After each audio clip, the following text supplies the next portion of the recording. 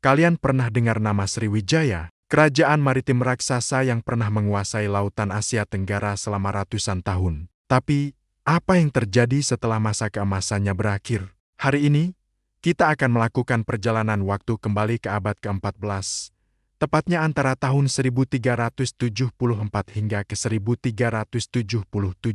Ini adalah sebuah periode krusial yang jarang dibahas, sebuah drama geopolitik menegangkan yang melibatkan Palembang, dinasti Ming dari Tiongkok, dan raksasa dari timur, Majapahit. Ini adalah kisah tentang ambisi, pengkhianatan, dan akhir tragis dari sisa-sisa kebesaran Sriwijaya. Bayangkan, di penghujung abad ke-14, panggung politik Nusantara sedang bergejolak. Sriwijaya yang perkasa kini tinggal kenangan. Wilayah kekuasaannya telah pecah menjadi kerajaan-kerajaan kecil yang saling bersaing. Sebaliknya, di Jawa Timur, Kerajaan Majapahit di bawah pimpinan Raja Hayam Wuruk dan warisan Sumpah Palapa Gajah Mada sedang berada di puncak kekuatannya, menyatukan Nusantara di bawah panjinya. Di tengah pusaran dua kekuatan ini, ada Palembang. Kota yang dulunya menjadi jantung Sriwijaya kini terjepit dalam posisi yang sulit.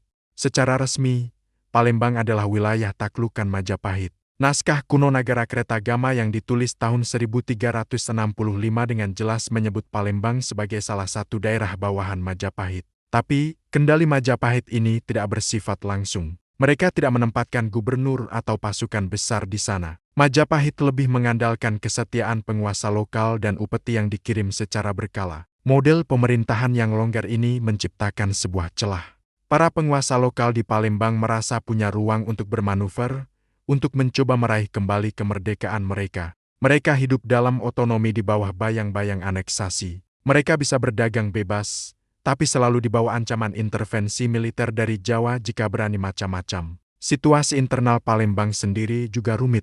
Catatan dari dinasti Ming Tiongkok menyebut wilayah ini dengan nama Sanfoki. Tapi Sanfoki pada tahun 1370-an bukanlah sebuah kekaisaran tunggal seperti Sriwijaya dulu. Wilayah ini sudah terpecah belah. Saking terpecahnya, dalam rentang waktu 2 tahun saja, ada 3 penguasa berbeda dari Sanfoki yang mengirim utusan ke Tiongkok.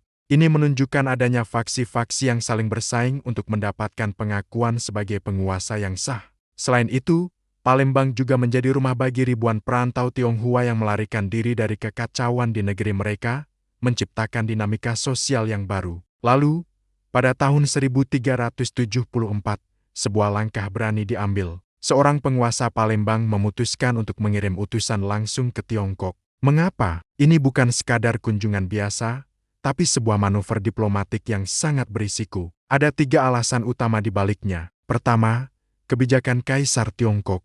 Dinasti Ming yang baru saja berdiri di bawah Kaisar Hongwu sedang berusaha membangun kembali pengaruhnya. Sang Kaisar mengirim utusan ke seluruh penjuru lautan selatan, termasuk ke Sanfoki, meminta mereka untuk tunduk dan mengirim upeti. Bagi penguasa Palembang, ini adalah sebuah peluang emas. Dalam politik Asia Tenggara saat itu, pengakuan dari Kaisar Tiongkok itu ibarat perisai sakti. Logikanya, jika Tiongkok mengakui Palembang sebagai kerajaan berdaulat, maka Majapahit, yang juga menghormati Tiongkok, tidak akan berani menyerang anak emas Kaisar. Alasan kedua, dan ini yang paling penting, adalah keinginan untuk merdeka. Status sebagai bawahan Majapahit jelas membatasi kedaulatan dan keuntungan ekonomi mereka. Dengan mengirim utusan langsung ke Tiongkok tanpa izin dari Majapahit, Palembang sebenarnya sedang melakukan sebuah makar diplomatik. Mereka mencoba melangkahi Majapahit dan menempatkan diri sejajar di mata Kaisar Tiongkok. Mereka bertaruh, mungkin Majapahit sedang sibuk dengan urusan internalnya dan tidak akan menyadari manuver ini. Alasan ketiga adalah ekonomi. Dinasti Ming menerapkan aturan perdagangan yang sangat ketat. Perdagangan hanya boleh dilakukan dalam kerangka misi upeti resmi. Jadi, agar pelabuhan Palembang tetap ramai dan para pedagangnya bisa berbisnis dengan Tiongkok, penguasa Palembang harus mendapatkan status resmi sebagai negara pembayar upeti. Tanpa status ini, kapal-kapal mereka bisa dianggap penyelundup. Jadi, siapa dalang di balik semua ini? Siapa sebenarnya penguasa Palembang saat itu? Catatan Ming Silu dari Tiongkok memberikan beberapa nama yang menarik. Tokoh utama yang mengirim utusan pada tahun 1374 tercatat sebagaimana Halin Pang. Para sejarawan sepakat bahwa ini adalah transkripsi dari gelar Maharaja Palembang. Penggunaan gelar Maharaja ini sendiri sudah merupakan sebuah pernyataan politik. Ini adalah gelar yang menunjukkan klaim kedaulatan penuh, setara dengan Raja-Raja Sriwijaya di masa lalu, dan tentu saja, sebuah tantangan langsung bagi Hayam Wuruk yang juga bergelar Maharaja. Namun, dia tidak sendirian. Ada juga tokoh lain bernama Tan Masanaho yang mengirim utusan setahun sebelumnya, pada ke-1373. Beberapa ahli menduga dia adalah penguasa dari Dharmasraya atau Jambi. Lalu, ada Mala Cawuli, putra dari Tan Masanaho, yang nantinya akan memainkan peran tragis dalam cerita ini. Ini semua menunjukkan betapa kompleksnya struktur kekuasaan di bekas wilayah Sriwijaya saat itu. Maharaja Palembang mungkin adalah tokoh utamanya, tapi dia harus bersaing dengan faksi-faksi lain untuk mendapatkan pengaruh. Pertanyaan besarnya sekarang, bagaimana Majapahit bisa tahu bagaimana sebuah kerajaan yang pusatnya ada di Trowulan, Jawa Timur, bisa mendeteksi manuver rahasia yang terjadi ratusan kilometer jauhnya di seberang lautan? Jawabannya terletak pada kehebatan Majapahit sebagai negara maritim. Majapahit bukan cuma kerajaan agraris, mereka adalah sebuah talasokrasi, penguasa lautan. Angkatan laut mereka yang kuat berpatroli di jalur-jalur laut strategis seperti Selat Sunda dan Selat Bangka. Setiap kapal yang berlayar menuju Tiongkok pasti akan melewati jalur ini, sehingga sangat mudah untuk diawasi.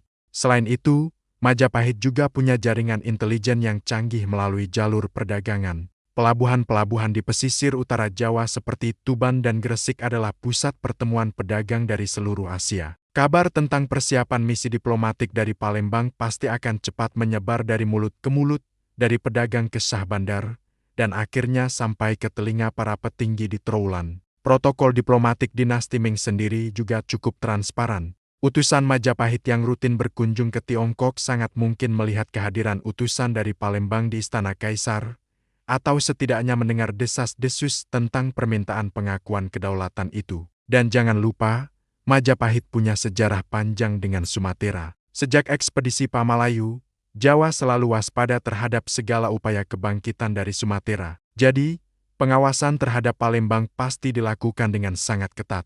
Perjudian Palembang pun gagal total. Majapahit tahu semua rencana mereka. Dan reaksi dari Majapahit sungguh cepat, brutal, dan tanpa ampun. Puncaknya terjadi pada tahun ke-1377.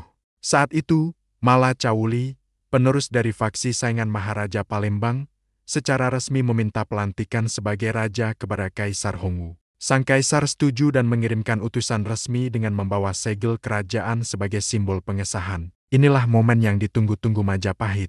Pasukan laut Majapahit langsung bergerak. Mereka mencegat rombongan utusan Kaisar Tiongkok itu sebelum mereka sempat mendarat di Palembang. Dalam sebuah tindakan yang sangat mengejutkan dan melanggar semua aturan diplomasi internasional saat itu, pasukan Majapahit membunuh para utusan Tiongkok tersebut. Tujuannya jelas, pertama, untuk mencegah segel kerajaan sampai ke tangan penguasa Palembang, sehingga ia tidak punya legitimasi dari Tiongkok. Kedua, untuk mengirim pesan teror yang sangat keras kepada Tiongkok, jangan ikut campur urusan di Nusantara, ini adalah wilayah kekuasaan Majapahit.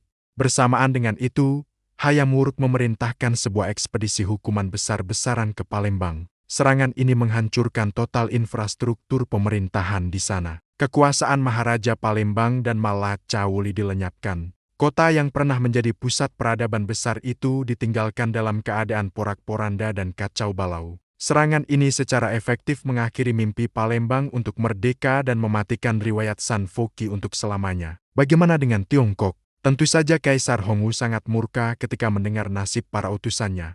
Ketika utusan Majapahit datang beberapa tahun kemudian, sang kaisar sempat menahan mereka dan berniat menghukum mati sebagai balasan. Tapi pada akhirnya, ia melepaskan mereka dengan peringatan keras. Kaisar Ming sadar akan realitas geopolitik. Tiongkok saat itu tidak punya kekuatan militer laut yang cukup untuk menantang Majapahit di kandangnya sendiri. Akhirnya, Tiongkok terpaksa mengakui bahwa Sumatera adalah bawahan Jawa. Namun, dari tragedi ini, lahir sebuah babak baru yang tak terduga. Kehancuran Palembang pada tahun 1377 memaksa banyak bangsawan dan pangerannya melarikan diri. Salah satunya adalah seorang pangeran bernama Parameswara. Ia lari ke Temasek, atau Singapura sekarang. Ironisnya, Upaya Majapahit untuk mematikan sisa-sisa Sriwijaya di Palembang justru secara tidak sengaja menyebarkan benihnya ke tempat lain. Benih yang kelak akan tumbuh menjadi Kesultanan Melaka, salah satu kerajaan Islam terbesar dan terpenting dalam sejarah Asia Tenggara. Jadi,